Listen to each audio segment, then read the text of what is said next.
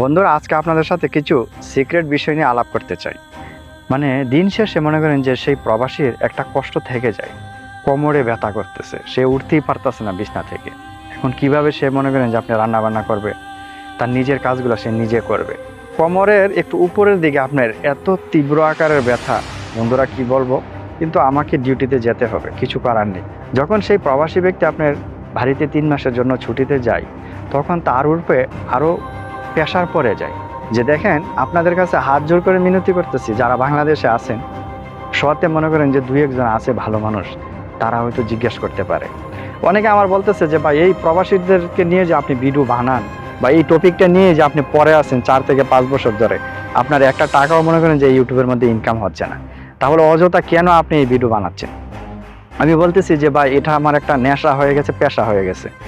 আমার ইনকাম আসলেও মনে করেন যে আমি প্রবাসীদেরকে নিয়ে ভিডিও বানাবো, ইনকাম না আসলেও মনে করেন যে আমি প্রবাসীদেরকে নিয়ে আমি ভিডিও বানাবো, এবং আমার ইউটিউব চ্যানেলের মধ্যে প্রতিনিয়ত ভিডিও আমি আপলোড করে যাব। আমাদের এই প্রবাসী ভাইদের সমস্যাগুলো আমি হুটিনাটি আমার ইউটিউব চ্যানেলের মধ্যে তুলে ধরার চেষ্টা করব। দেখেন, প্রবাসে যারা আছেন, রাগ জিনিসটা আপনারা কন্ট্রোল করে চলতে হবে যারা প্রবাসে আছে। আসসালামু আলাইকুম বন্ধুরা, আশা করছি আপনারা সবাই অনেক অনেক ভালো আছেন। একজন প্রবাসী এখানে প্রবাসের মাটিতে থাকলে, সেই প্রবাসী ব্যক্তি যে আপনার কত মিথ্যা কথা বলে তার পরিবারের সাথে, তার কোনো মনে করেন যে আপনার হিসাব নেই। মানে সে বলতেছে যে সে 3টা আইটেম দিয়ে সে এখানে খাওয়া দাওয়া করতেছে। এই যে প্রবাস থেকে প্রবাসীরা মনে করেন যে আপনার মিথ্যা কথা বলে যায় আপনার প্রতিনিয়ত।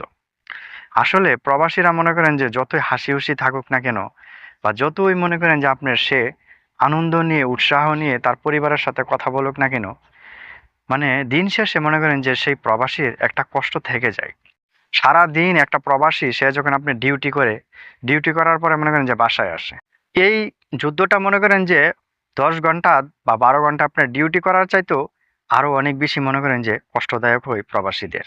একজন প্রবাসী যে আপনার এখানে প্রবাসের মাটিতে সে একটা লাইফ কন্টিনিউ করে বছর থেকে বছর, 5 বছর, 10 বছর, 15 বছর, 20 বছর, 25 বছর পর্যন্ত আপনার একজন প্রবাসী এখানে এভাবে সে আপনার কন্টিনিউয়াসলি একটা প্রবাসী সে আপনি ডিউটি করে যাচ্ছে বা তার এই লাইফটাকে চালিয়ে যাচ্ছে।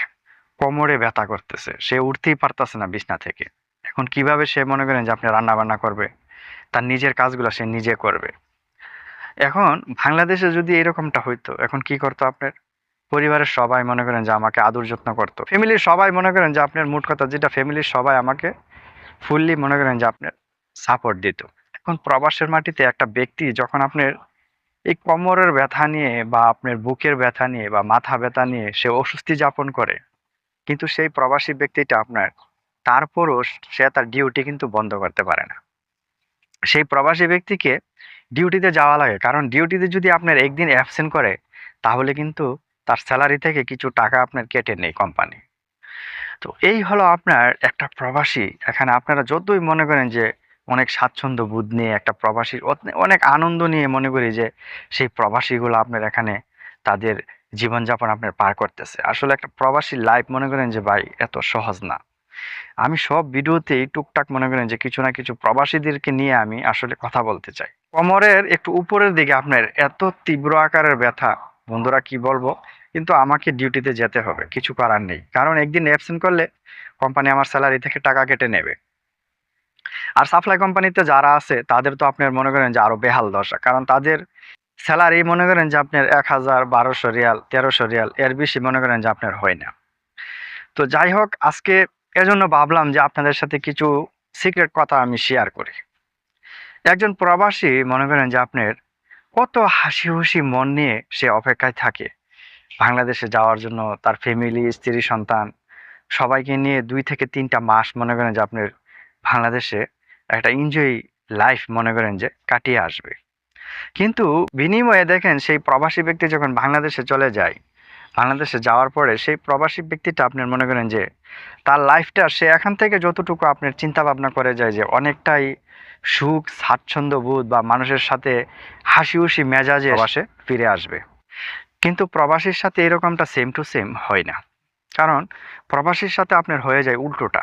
সবাই তার কাছে প্রশ্ন করতে থাকে, ভাই আমার জন্য কি এনেছো? বোন থাকলে বলবো, ভাই আমার জন্য তুমি কি নিয়ে এসেছো? 1 মাস পরে আমি যতটুকু জেনেছি বা আমার নিজের লাইফ থেকে আমি যতটুকু শিক্ষা নিয়েছি, আমি দেখলাম যে 1 মাস পরে আপনি কোনোভাবেই একটা প্রবাসীর হাতে মনে করেন যে বন্ধুরা আর টাকা থাকে না। মানে যতটুকু সে টাকা নিয়ে যায় ফ্যামিলির মধ্যে কিছু দিতে হয়, স্ত্রী সন্তানের জন্য কিছু কেনাকাটা করতে হয়, আব্বা আম্মাকে কিছু কেনাকাটা করে দিতে হয়।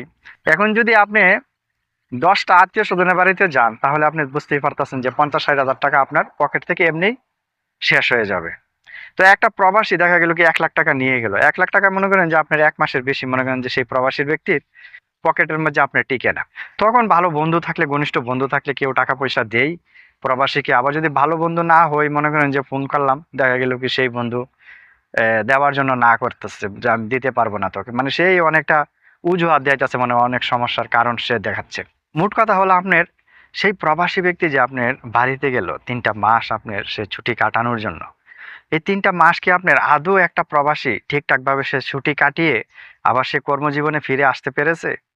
আমি বলবো যে না। কারণ আমার নিজের অভিজ্ঞতা থেকে আমি বলতেছি যে বাংলাদেশে গেলে প্রবাসীরা একটা চিন্তা ভাবনা করে এখান থেকে গেলে, বাংলাদেশে গেলে মনে করেন যে সবকিছু চেঞ্জ হয়ে যায়। এই সমস্ত মনে করেন যে আপনার সমস্যার সম্মুখীন হতে হয় একজন প্রবাসীকে, যখন সেই প্রবাসী ব্যক্তি আপনি 3 থেকে 4 মাসের জন্য বাংলাদেশে ছুটিতে যায়। এখন আমার রিকোয়েস্ট হলো, আমি আজকে ভিডিও বানানোর একটাই উদ্দেশ্য যে দেখেন, আপনাদের কাছে হাত জোর করে মিনতি করতেছি যারা বাংলাদেশে আছেন, এখন তার এই সুখ শান্তির মধ্যে আপনারা যদি তার পথের কাঁটা হয়ে দাঁড়ান, তাহলে কিন্তু সেই প্রবাসীর যে 2 থেকে 3 মাসের জন্য ছুটিতে যায়, এই ছুটিটা কিন্তু তার কিন্তু আনন্দময় হয়ে ওঠে না। কারণ সেই ছুটিটা তখন প্রবাসীর হয়ে যায় একটা বেদনাদায়ক। আপনারা সবাই তাকে আনন্দ উল্লাসে মেতে রাখার চেষ্টা করবেন। কারণ এই যে 3 থেকে 4 বছর আপনার প্রবাসে সে এখানে কর্মজীবন পার করে গেল, এখানে কিন্তু তাকে অনেক কষ্ট আপনার পোহাতে হয়েছে। কোম্পানির সমস্যা, তার শরীরের সমস্যা, মানসিক সমস্যা, তারপরে আপনার এই ডিউটির সমস্যা, অনেকগুলা কিন্তু আপনার তাকে এখানে ফেস করতে হয় সমস্যা। তো সবগুলো সমস্যা ফেস করে কিন্তু বেচারা আপনার 3 থেকে 4 বছর এখানে পার করে শুধু আপনাদের সুখ শান্তির জন্য, তার ফ্যামিলিকে ভালো রাখার জন্য, স্ত্রী সন্তানকে ভালো রাখার জন্য। একটা রুমের মধ্যে মনে করছে 3-4 জন মানুষ থাকলেও একটা মানুষ অসুস্থ হলে ভাই, এই মানুষটাকে কেউ দেখতে চায় না। এই মানুষটাকে কেউ জিজ্ঞাসাও করতে চায় না যে ভাইয়া আপনার কি হয়েছে, আপনার কি কিছু সাহায্যের প্রয়োজন, না আপনাকে কি ডাক্তার কাছে নিতে হবে, এরকমটা মনে করেন যে ভাই প্রশ্ন করে না কেউ। শহরে মনে করেন যে 2-1 জন আছে ভালো মানুষ, তারা হয়তো জিজ্ঞেস করতে পারে। কিন্তু বাংলাদেশের কথা যদি বলি, বাংলাদেশে হঠাৎ করে একজন অসুস্থ হয়ে গেলে তার ফ্যামিলি কিন্তু তাকে ফুল সাপোর্ট দিচ্ছে। তো এজন্য বলতেছি যে প্রবাস জীবনটা ভাই এত সহজ না। কারণ আমার নিজের অভিজ্ঞতা, আমি প্রায় 10 থেকে 12 বছর প্রবাস জীবন করতেছি, আমি নিজে দেখতেছি। ঠিক আছে, আমি নিজে আমার আমার নিজের অভিজ্ঞতা থেকে আপনার সাথে এই কথাগুলো শেয়ার করতেছি। আমি প্রবাসীদেরকে নিয়ে কথা বলতে ভালোবাসি, বা আমি প্রবাসীদেরকে নিয়ে সব সময় আমার এই ইউটিউব চ্যানেল খোলার পরে, এই ইউটিউব চ্যানেল থেকে আমার মনে করেন যে 1 টাকাও এখন পর্যন্ত ইনকাম হচ্ছে না, কিন্তু আমি প্রতিনিয়ত প্রবাসীদেরকে নিয়েই এই ভিডিও বানাচ্ছি। অনেকে আমার বলতেছে যে ভাই এই প্রবাসীদেরকে নিয়ে যে আপনি ভিডিও বানান, বা এই টপিকটা নিয়ে যে আপনি পরে আছেন 4 থেকে 5 বছর ধরে, আপনার 1 টাকাও মনে করেন যে ইউটিউবের মধ্যে ইনকাম হচ্ছে না, তাহলে অযথা কেন আপনি এই ভিডিও বানাচ্ছেন? আমি বলতেছি যে ভাই এটা আমার একটা নেশা হয়ে গেছে, পেশা হয়ে গেছে। আমার ইনকাম আসলেও মনে করেন যে আমি প্রবাসীদেরকে নিয়ে ভিডিও বানাবো, ইনকাম না আসলেও মনে করেন যে আমি প্রবাসীদেরকে নিয়ে আমি ভিডিও বানাবো, এবং আমার ইউটিউব চ্যানেলের মধ্যে প্রতিনিয়ত ভিডিও আমি আপলোড করে যাব। আমাদের এই প্রবাসী ভাইদের সমস্যাগুলা আমি হুটিনাটি আমার ইউটিউব চ্যানেলের মধ্যে তুলে ধরার চেষ্টা করব। এই ছিল আজকের ভিডিও বন্ধুরা। আজকে অনেক কথা বলতেছি, কারণ আজকের কথার মধ্যে আমি আপনাদের সাথে একবার শেয়ার করছি যে আজকে আমার শরীরটা কিন্তু বেশি ভালো না। প্রচণ্ড আকারে আমার ব্যাক সাইডে আপনার পেইন্ট হচ্ছে। আগে অনেকবার হয়েছিল কিন্তু ভালো হয়ে গেছি। তো এবারও যাতে ইনশাল্লাহ ভালো হয়ে যায়, আপনারা আমার জন্য সবাই দোয়া করবেন। তো যাই হোক, আজকে অনেক কথা বললাম আপনাদের সাথে। আপনারা সবাই ভালো থাকবেন, সুস্থ সবল থাকবেন, আর যারা প্রবাসে আছেন অবশ্যই নিজের শরীরের দিকে সবসময় খেয়াল রাখবেন। ভালো খাওয়ার চেষ্টা করবেন, ভালো ঘুমানোর চেষ্টা করবেন, এবং ডিউটিতে সবার সাথে ভালো ব্যবহার করার চেষ্টা করবেন।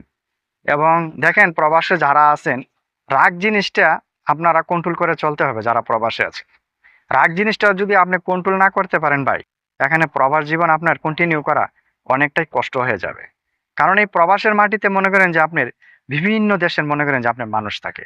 এখানে এইরকম না যে আমরা বাংলাদেশি ভাই সবাই এখানে প্রবাসে কাজ করি। এখানে ইন্ডিয়ান আছে, মাসরি আছে, ইউমিনি আছে, পাকিস্তানি আছে, বিভিন্ন জায়গার লোক মনে করেন যে বিশ্বের অল কান্ট্রির লোক মনে করেন যে একটা প্রবাসের মাটিতে তারা সবাই একত্রিত হয়ে একটা জায়গার মধ্যে কাজ করে। তো এজন্য বলবো আপনাকে রাগটাকে কন্ট্রোল করতে হবে এবং মাইন্ডটাকে ফ্রেশ রেখে সবার সাথে ভালো ব্যবহার স্বরূপ আপনাকে এখানে কন্টিনিউয়াসলি আপনার প্রবাস জীবনটাকে চালিয়ে যেতে হবে। আর যারা প্রবাসী ভাইয়েরা আছেন সবসময় নিজের প্রতি খেয়াল রাখবেন, রাস্তাঘাট পারাপারের সময় অবশ্যই দেখে শুনে রাস্তাঘাট পারাপার হবেন। সবাই ভালো থাকবেন, সুস্থ সবল থাকবেন। তো আজকের ভিডিও এখানেই শেষ করব। দেখা হবে ইনশাল্লাহ আবারও নতুন কোনো ভিডিওতে। আল্লাহ হাফেজ।